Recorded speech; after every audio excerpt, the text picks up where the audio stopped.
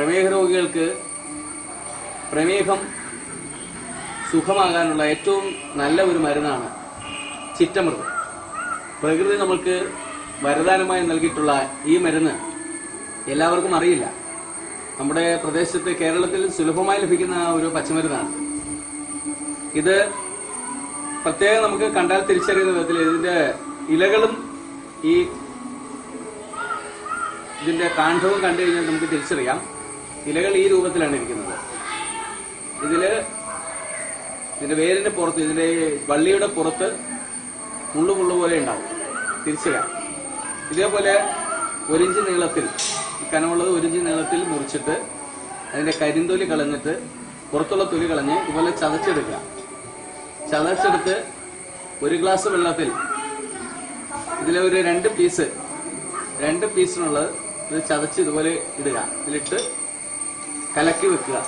വൈകിട്ട് കലക്കി വെച്ചിരുന്നാൽ രാവിലെ ഈ വെള്ളം എടുത്ത് കുടിക്കാം. രാവിലെ ഇതുപോലെ ചതച്ച് 1 ഗ്ലാസ് വെള്ളത്തിലിട്ട് വെച്ചിരുന്ന് വൈകിട്ട് എടുത്ത് കുടിച്ചാൽ 45 ദിവസത്തിനുള്ളിൽ പ്രമേഹം നിയന്ത്രണമാകാം.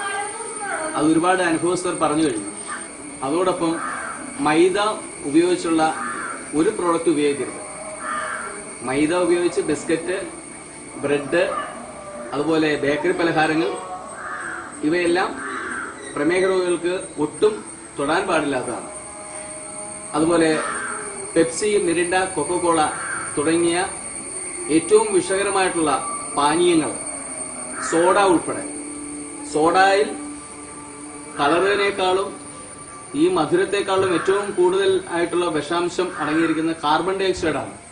നമ്മുടെ പ്രാണവായു ഓക്സിജനാണ്. ഓക്സിജൻ നമ്മൾ ശ്വസിക്കുന്നു. പ്രാണവായു ശ്വസിച്ചതിന് ശേഷം നമ്മൾ ആവശ്യമില്ലാത്ത, ശരീരത്തിന് ആവശ്യമില്ലാത്ത, നമ്മുടെ ജീവൻ ആവശ്യമില്ലാത്ത കാർബൺ ഡൈ ഓക്സൈഡ് പുറത്തേക്ക് നമ്മൾ കളയുന്നു. ആ കാർബൺ ഡൈ ഓക്സൈഡാണ് സോഡ, പെപ്സി, മിരിൻഡ, കൊക്കോകോള എന്നിവയിൽ നിറയ്ക്കുന്ന വായു. അത് കൊച്ചു കുഞ്ഞുങ്ങൾക്ക് പോലും വരാം. അത് തന്നെ നമ്മൾ വീണ്ടും കുടിക്കുന്നു.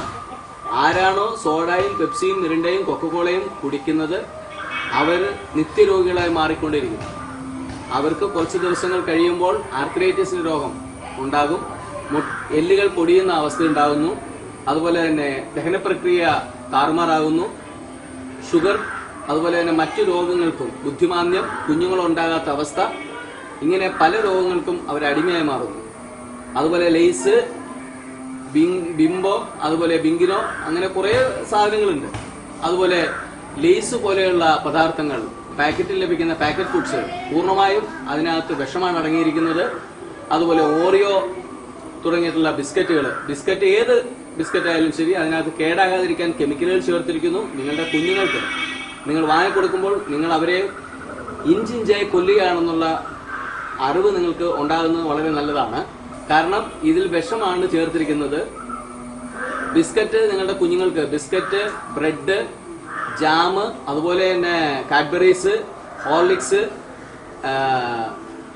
തുടങ്ങിയ ടിൻ ഫുഡുകളായാലും ശരി, ബേക്കറി പലഹാരങ്ങളായാലും ശരി, ഈ പരസ്യത്തിൽ കാണുന്ന ഏത് പ്രോഡക്റ്റും നിങ്ങളുടെ കുഞ്ഞുങ്ങൾക്ക് വാങ്ങി കൊടുക്കുന്നത് അവരെ നിങ്ങൾ മരണത്തിലേക്ക് തള്ളിവിടുകയാണ് ചെയ്യുന്നത്.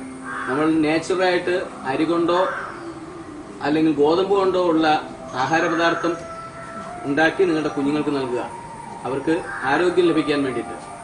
പച്ചമരുന്നുകൾ നമുക്ക് ദൈവം വരദാനമായിട്ട് നൽകിയിരിക്കുകയാണ്. നമുക്കും നമ്മുടെ കുടുംബങ്ങൾക്കും കൂടുതൽ നാൾ ആരോഗ്യത്തോടുകൂടി ജീവിക്കാൻ ആയുർവേദത്തെ മനസ്സിലാക്കുക.